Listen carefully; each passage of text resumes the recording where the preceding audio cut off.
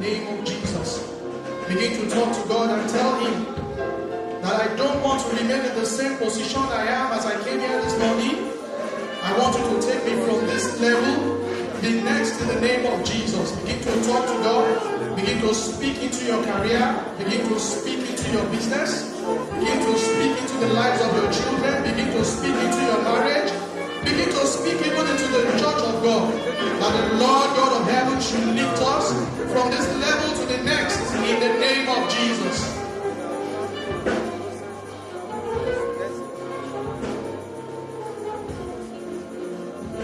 In Jesus' name we have prayed. Heavenly Father, we give you all the glory, honor, and adoration for bringing us to your presence this morning. Father, we say be exalted in Jesus' name. Father, we thank you that you have counted us to be among the living souls this morning. The Bible says, how excellent is your loving kindness, O God, that the children of men put their trust under the shadows of your wings.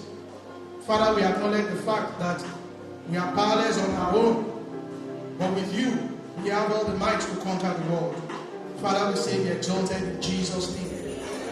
Father, Lord, as we come together as a church to study your word this morning, Father, we pray that you will have your way in Jesus' name. Father, Lord, you yourself will speak from your throne into the hearts of your children this morning in the name of Jesus. And at the end of everything, we'll have the cause to give you thanks. For in Jesus' name we've prayed. Praise the Lord, church. Praise the living Jesus. We can have our seat, please. Men in the house, praise the Lord.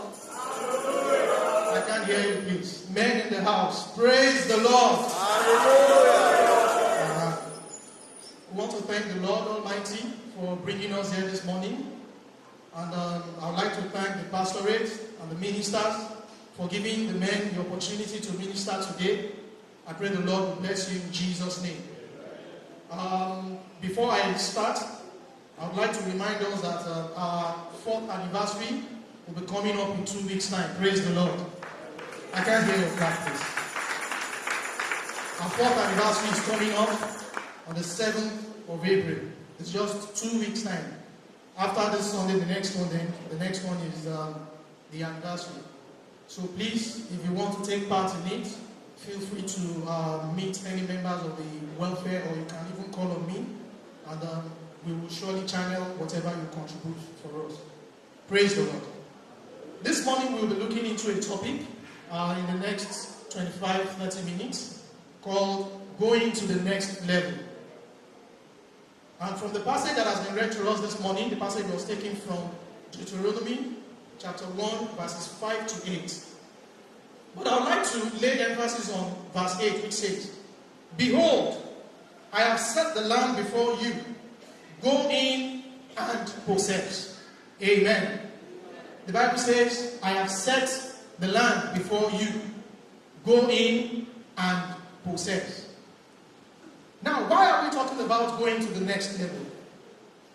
One thing I've realized is that majority of us, of humans generally, right from time immemorial, we have the tendency of getting so comfortable in the space we find ourselves. Some of us, it could be maybe our businesses. We find our business in a position where we feel this business is big enough at this level. I am comfortable at this level. I don't need to take the next step further. Some of us in our businesses, we find it so difficult to take the risk that will give us the breakthrough that our business actually needs. In our lives also, maybe in our career, for those of us in paid employment, some of us, if we have the opportunity of getting a job, maybe in a bank or any multinational, we tend to be so comfortable doing that job and we don't want to leave. Some people will be so comfortable that they will say, okay, let me just stay here for 35 years so that at the end of that 35 years, I will get my pension and I will be happy. And in the course of that 35 years, a lot of unforeseen events can happen.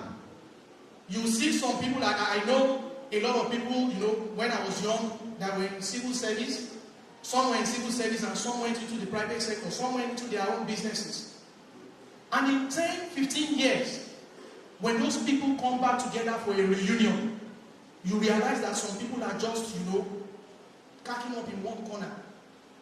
They don't want to mix up with others because they felt they have been laid back for too long.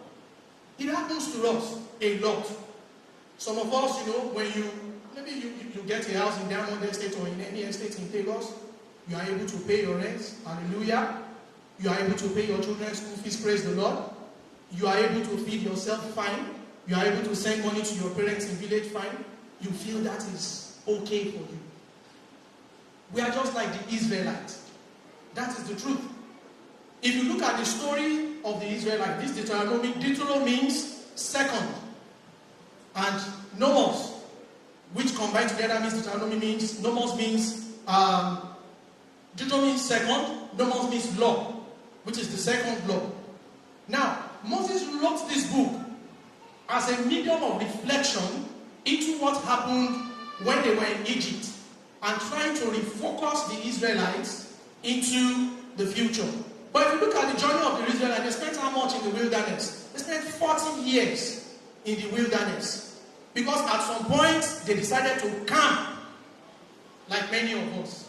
They decided to camp in their small business. They decided to camp in their small place of work where they are earning their salary and nobody disturbs them. They decided to camp in their confinement and refused to move forward. And if you look at verse 8 of Deuteronomy 1, chapter 8, verse 8, the Bible says, go and possess. Tell your neighbor, go and possess. Don't tell him as if you mean it. Say, go and possess. The Bible never says, stand and pray. He never said so. He never says, stay and wait. People always say that good things come to those who wait. And sometimes I feel sorry for such people because most times surprises come to those who wait. Because while you are waiting, things that you don't expect come to meet you there. I pray that won't be our portion in Jesus' name. So because of time this morning, I will quickly go into the fundamental truth about going to the next level. Every one of us truly, we want to move from here to the next level. If I tell every one of us to write where we want to be in the next 10 years, where we want to be in the next 15 years, I want you to show us your short-term goal, your medium-term goal, your long-term goal. I'm sure you will write a lot.